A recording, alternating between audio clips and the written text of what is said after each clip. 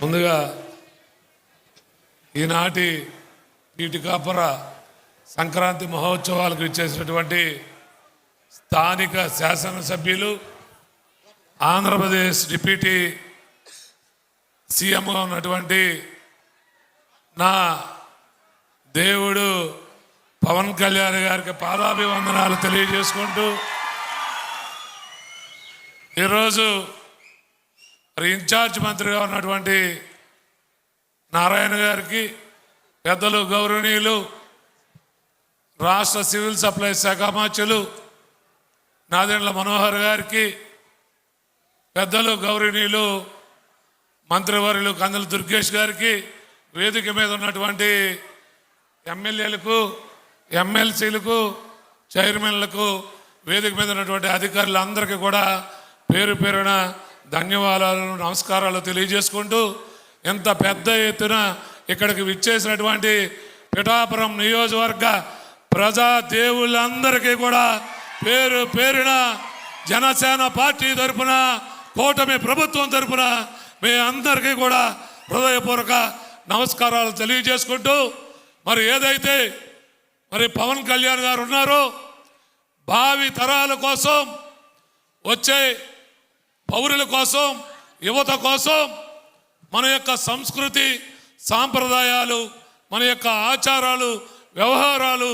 మన యొక్క దేవతలు, నైవేద్యాలు ఇవన్నీ రాబోయే తరాలకు తెలిసే విధంగా పిఠాపురం నియోజకవర్గంలో, మన కాకినాడ జిల్లాలో ఎప్పుడు కనీవిని రీతిలో 3 రోజుల పాటు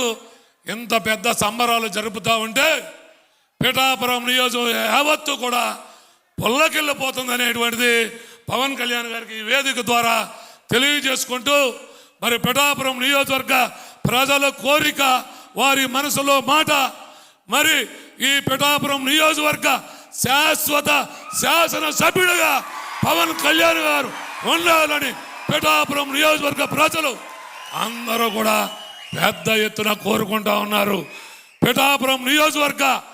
నియోజకవర్గ శాసనసభ్యుడిగా పవన్ కళ్యాణ్ గారు ప్రాతినిధ్యం వహించిన దగ్గర నుంచి కూడా పిఠాపురం నియోజకవర్గ దశ దిశ మారిపోయిందనేటువంటిది ప్రపంచ వ్యాప్తంగా ఈరోజు చెప్తా ఉన్నారు. మొన్నటి దాకా పిఠాపురం అమెరికా వెళ్ళి అడిగినా పిఠాపురం అంటే గౌరవం ఏర్పడిందంటే దానికి ముఖ్య కారణం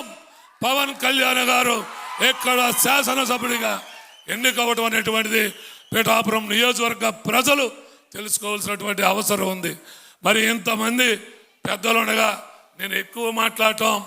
మంచిది కాదు కాబట్టి మరొక్కసారి పిఠాపురం నియోజకవర్గం, కాకినాడ జిల్లా ప్రజలందరికీ కూడా పేరు పేరిన సంక్రాంతి శుభాకాంక్షలు తెలియజేసుకుంటూ, 3 రోజుల కోసం మనందరి కోసం వివిధ కళాఖండాలు ఇక్కడ ఏర్పాటు చేసి భావి తరాలకి మన సంస్కృతి సాంప్రదాయాలు తెలిసే విధంగా ఏర్పాటు చేసినందుకు పిఠాపురం నియోజకవర్గ ప్రజలు అందరూ పెద్ద ఎత్తున వచ్చి వీక్షించాలని మనస్ఫూర్తిగా కోరుకుంటూ తెలియజేసుకుంటూ నమస్కారాలు.